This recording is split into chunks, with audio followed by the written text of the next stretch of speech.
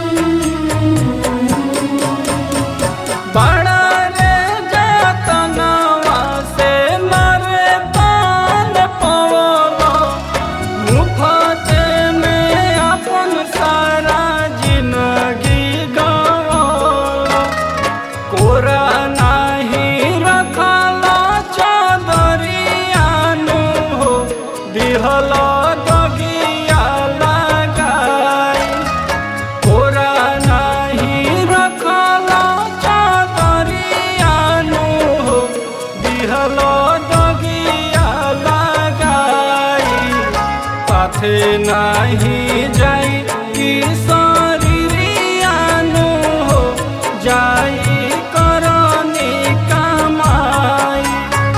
साथे नहीं जाई कि शरीरियानु हो जाई करनी कमाई।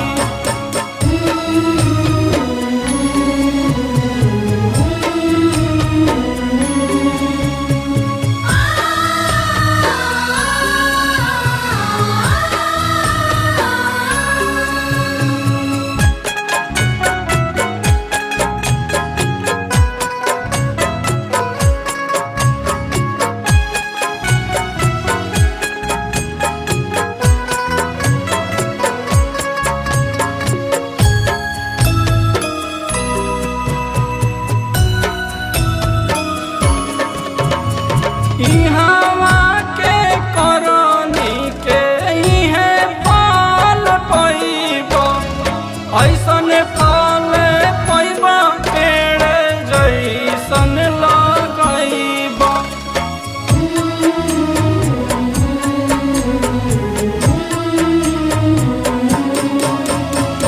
इहवा के करनी के इहे फल पइब। ऐसन फल पइब पेड़ जैसन लगइब।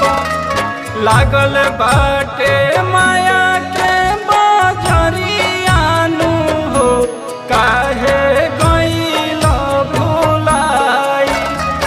लागल बाटे माया